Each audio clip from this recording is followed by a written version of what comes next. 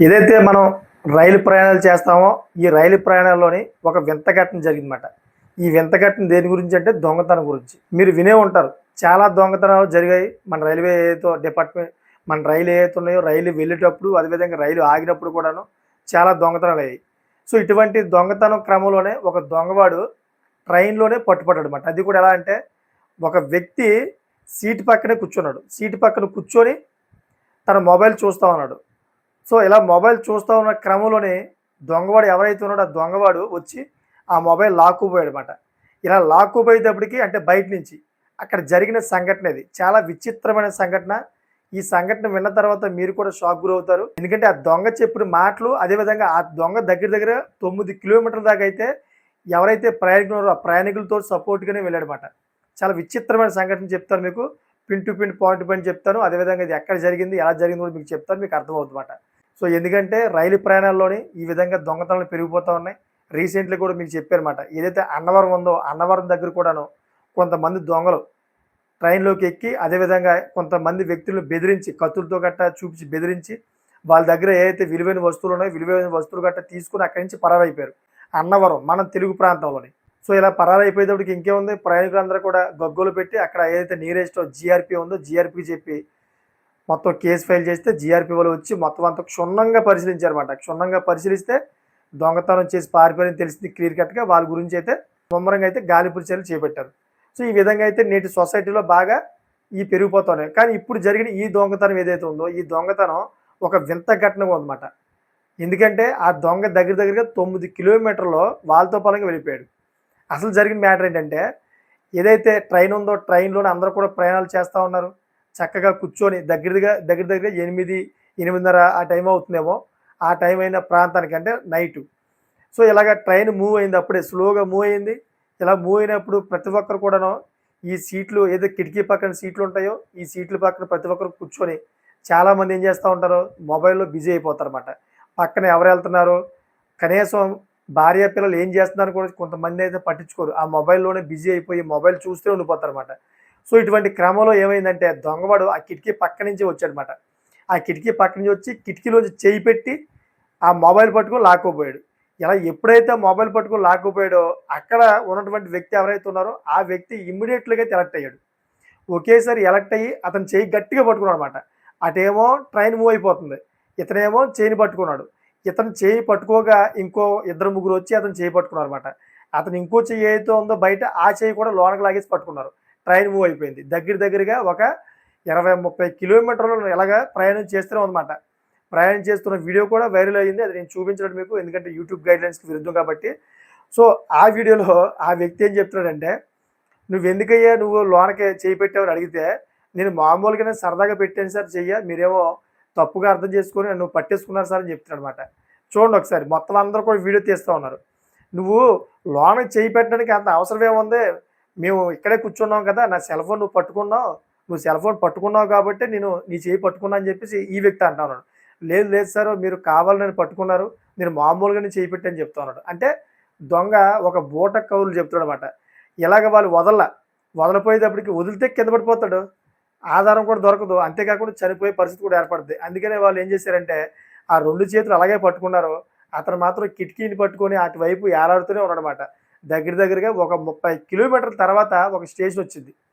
ఆ స్టేషన్ దగ్గర రైల్వే పోలీసులకి ఇన్ఫార్మ్ చేసి రైల్వే పోలీసులకి అప్పజెప్పారన్నమాట. ఈ వీడియో అంతా కూడాను మొత్తం దేశవ్యాప్తంగా కూడా వైరల్ అయింది. ప్రతి ఒక్కరు కూడా చూస్తా ఉన్నారు.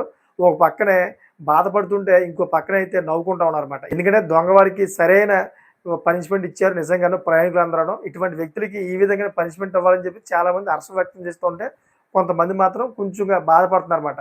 అయ్యో పాపం 30 కిలోమీటర్ల దాకా అతను పట్టుకున్నారు కదా! పాపం అతని చేతులు నొప్పులొస్తాయేమో, పడిపోతే గనక చనిపోయాడేమో, అతను పేద వ్యక్తి అని చెప్పేసి కొంతమంది ఉంటారు కదా సానుభూతి పరులు. సో, ఆ విధంగా అయితే వాళ్ళు కూడా కామెంట్ చేస్తా ఉన్నారు. సో, ఈ వీడియో చేయడానికి ప్రధానమైన ఒక కారణం ఉంది. ఏంటంటే, ప్రధానంగా మనం రైల్వే ఏదైతే ప్రయాణాలు చేస్తా ఉంటామో, ఈ రైల్వే ప్రయాణాలు చేసినప్పుడు ప్రధానంగా మనం ఒకటి గమనించాలన్నమాట. ఏంటంటే, మనం ఎక్కువ శాతం అయితే ఏదైతే కిటికీలు ఉంటాయో, కిటికీల పక్కనే చాలామంది కూర్చుంటా ఉంటారు. ఈ లైను, అదేవిధంగా ఆ లైను. సో, ఇలాగ కిటికీల పక్కన కూర్చున్నప్పుడు చాలామంది ఈ సెల్ ఫోన్‌లో బిజీ అయిపోతారన్నమాట. ఎలా అంటే సెల్ ఫోన్‌లో ఫేస్‌బుక్ వీడియోస్ చూస్తా ఉంటారు. అంతేకాకుండా ఇన్‌స్టాగ్రామ్‌లో వీడియోస్ చూస్తా ఉంటారు. ఈ లీడ్స్ పెట్టేసుకొని కొంతమంది సినిమాలు చూస్తూ ఉంటారు, చాలా బిజీగా ఉంటారు. ఇటువంటి క్రమంలోనే ప్లాట్‌ఫార్మ్ ఏదైతే ఉందో, ఈ ప్లాట్‌ఫార్మ్ పైన కిటికీ పక్క నుంచి దొంగలు నడుచుకుంటూ వెళ్తారన్నమాట. ఎవరు బాగా నెగ్లిజెన్సీగా ఉన్నారో వాళ్ళకి వాళ్ళే మర్చిపోయి వేరే లోకంలో ఉన్నారు అనే విధంగా వాళ్ళందరిని కూడా చూసుకుంటూ, గమనించుకుంటూ వెళ్తారన్నమాట ముందుకి. సో, ఇలా వెళ్తూ ట్రైను ఎప్పుడైతే మూవ్ అవుతదో వాళ్ళకి తెలుసు, ట్రైన్ టైమింగ్ తెలుసు. ఆ టైమింగ్‌కి ఎవరైతే ఆ వ్యక్తి ఉన్నారో అంటే 100% వాళ్ళు దొంగతనం చేయాలనుకున్న వ్యక్తి దగ్గరికి వస్తారన్నమాట. మళ్ళీ అటు ఇటు తిరిగి. ఆ వ్యక్తి దగ్గరికి వచ్చిన తర్వాత ఆ వ్యక్తి మెడలో ఒకవేళ చైన్ ఉన్నా గానీ, లేకపోతే ఐఫోన్ లాంటి విలువైన మొబైల్ ఉన్నా గానీ అదేం చేస్తారంటే ఒకేసారి అటాక్ చేస్తారన్నమాట. ఎందుకంటే ట్రైన్ మూవ్ అయిపోద్ది. ట్రైన్ మూవ్ అయిపోయినప్పుడు వీళ్ళు దిగలేరు. ఒకేసారి ఎలా చెయ్యి లోనకి పెడతారు. చెయ్యి లోనకి పెట్టి మీ దగ్గర గోల్డ్ చైన్ ఉంటే గోల్డ్ చైను, మహిళలైతే గనక ఈ చెవు పోగులు గట్టా ఇయన్నీ ఈ గోల్డే కదా! ఈ గోల్డ్ అయితే గోల్డు, మంగళసూత్రాలు కూడా గోల్డే ఉంటాయి కదా! ఇలా మెడలో ఇలా చెయ్యి పెట్టి మెడలో పెట్టి లాగేసి పారిపోతాడన్నమాట. ఏమన్నా ఇమ్మీడియేట్‌గా స్పాట్‌లో వితిన్ సెకండ్స్‌లోనే లాగేసి అక్కడి నుంచి మాయమైపోతాడు. ఇంక మీరు చైన్ లాగినా అంటే రైలు చైన్ లాగినా గానీ అది ఆగేటప్పుడు కొంచెం టైం పడతది. ఆ వ్యక్తి కనిపించడమాట. ప్రధానంగా నాకు తెలిసిన మట్టుకైతే రైల్లో ప్రయాణించినటువంటి ఎవరైతే వ్యక్తులుంటారో వాళ్ళే దొంగలకి తాళాలిస్తారన్నమాట. ఎందుకంటే వీళ్ళి నిర్లక్ష్యం వల్లే దొంగలు రెచ్చిపోతూ ఉంటారు. చాలా మహిళలు నేను చూసాను నేను. ఎందుకంటే వాళ్ళు విచ్చలవిడిగా పడుకుంటారు, విచ్చలవిడిగా ఉంటారక్కడ. విచ్చలవిడిగా అంటే నెగ్లిజెన్సీగా మాట. అస్సలు వాళ్ళకి భయం, భక్తి, జాగ్రత్త ఏమి ఉండదుమాట. కొంతమందైతే సెల్ ఫోన్‌లో బిజీ అయిపోతారు. ఎక్కువ శాతం మహిళలే ఈ దొంగతనాలకు గురవుతూ ఉంటారు. ఎందుకంటే మహిళలు మెడలో ఎక్కువ బంగారం ఉంటది కాబట్టి వాళ్ళే దొంగల చేతులకి ఈ తాళాలు ఇస్తా ఉంటారన్నమాట. అందుకే ప్రతి ఒక్కరు కూడా నేను చెబుతూ ఉన్నాను. ఏదైతే రైల్వే ప్రయాణం చేస్తారో, ఈ రైల్వే ప్రయాణం చేసేటప్పుడు ప్రతి ఒక్కరు కూడా కొన్ని విషయాలు గమనించుకోవాలి. మీరు ట్రైన్ ఎక్కేటప్పుడే గమనించాలన్నమాట. ఓహ్! మనం ట్రైన్ ప్రయాణం చేస్తున్నాం. ట్రైన్ ప్రయాణం చేయాలంటే మనం ముఖ్యమైన విషయాలు కూడా ఉన్నాయి. అన్నీ కూడా మనం పాటించాలి. ఈ భద్రత ఏదైతే ఉందో, ఈ భద్రత ప్రకారంగా మనం వెళ్ళకపోతే గనక మన విలువైన వస్తువులన్నీ కూడా దొంగతనం అయిపోవడానికి ప్రధానమైన కారణం అవుతది అని చెప్పేసి ముందుగానే ఆలోచించుకోవాలి. మీరు ఇంటికాడ నుంచి బయలుదేరినప్పుడే ఏదైతే విలువైన వస్తువులు ఉంటాయో, ఈ విలువైన వస్తువులన్నీ కూడాను సెపరేట్ బ్యాగ్‌లో పెట్టుకోవడమో తెలియకంట, లేకపోతే ఇంకేమైనా మీకు తెలిసిన పద్ధతిలోని, నేను చెప్పను, మీకు తెలిసిన పద్ధతిలోని దొంగల కంటికి కనపడకుండా ఉన్న పద్ధతిలోని మీరు దాచుకోవాలన్నమాట. దాచుకొని మీరు ప్రయాణాలు చేస్తే ఎటువంటి ఇబ్బంది ఉండదు. అలా కాకుండా మీరు నిర్లక్ష్యంగా ఉండి మీరు పట్టించుకోకుండా ఉంటే గనక 100% ఎందుకంటే ప్రతి రోజు కూడా దొంగతనం ఏదో మూల జరుగుతూనే ఉంటది. దీనికి ప్రధానమైన కారణం ఏంటి? ఫైనాన్షియల్ మాట.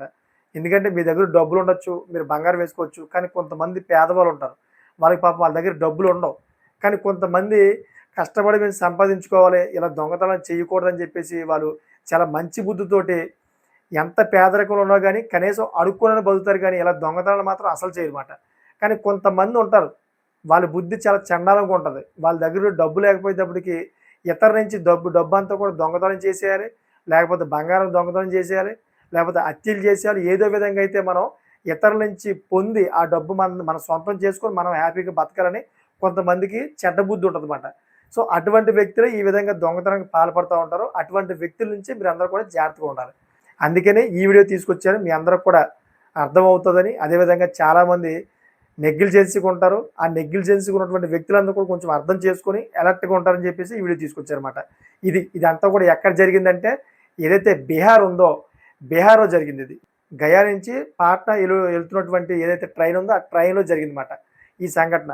ఒక రకంగా చెప్పాలంటే గయా ప్రాంతంలోని మాక్సిమం మీకు దొంగలే ఉంటారు. ముఖ్యంగా మీకు చెప్పాలంటే ఎవరైతే కాశీ వెళ్తారో, ఈ కాశీ వెళ్ళిన వ్యక్తులు కూడాను ఈ గయా స్టేషన్ నుంచి వెళ్తారన్నమాట. ఇలా గయా స్టేషన్ నుంచి వెళ్ళినప్పుడు మీకు 100% దొంగలు కొంచెం అయితే అక్కడ అలికిడి ఎక్కువ ఉంటది. సో, ఆ అలికిడి మీరు గమనించుకోవాలి. కాశీ వెళ్ళిన ప్రతి వ్యక్తులు కూడా దీన్ని గమనించుకోకపోతే ఈ గయా దొంగలు ఎవరైతే ఉన్నారో మీ బంగారాన్ని ఎత్తుకుపోయే అవకాశం ఉంటది. ఎందుకంటే నా కళ్ళెదురే జరిగింది. నాకు అనుభవం కూడా ఉంది. 2 సార్లు జరిగినాయి. ఒకసారి కాదు 2 సార్లు జరిగినాయి. నా కళ్ళెదురుంగా ఆ ఘటన జరిగినాయి. కానీ మేమేం చేయలేకపోయాం. అందరూ కూడా ఎందుకంటే ట్రైన్ మూవ్ అయిపోతున్న సమయంలో మనం ఏం చేస్తాం? ఏం చేయలేం కదా! సో, అందుకనే ప్రతి ఒక్కరు చెబుతున్నాను. బయట ప్రయాణాలు చేసినప్పుడు ట్రైనే కాకుండా, బస్సే కాకుండా ఏ ప్రయాణం చేసినా గానీ మీ జాగ్రత్తలో మీరు ఉండండి. మీ విలువైన వస్తువులు మీరు కాపాడుకోండి. అందుకనే ఈ వీడియో చేశానన్నమాట. సో, మీకేమనిపిస్తుందో మీకు కామెంట్ చేయండి. అదేవిధంగా ఇటువంటి లేటెస్ట్ ఇన్ఫర్మేషన్ ఎప్పటికప్పుడు మేము తీసుకొస్తా ఉంటాను. నా ఛానల్ సబ్స్క్రైబ్ చేసుకోండి. Thanks for watching friends.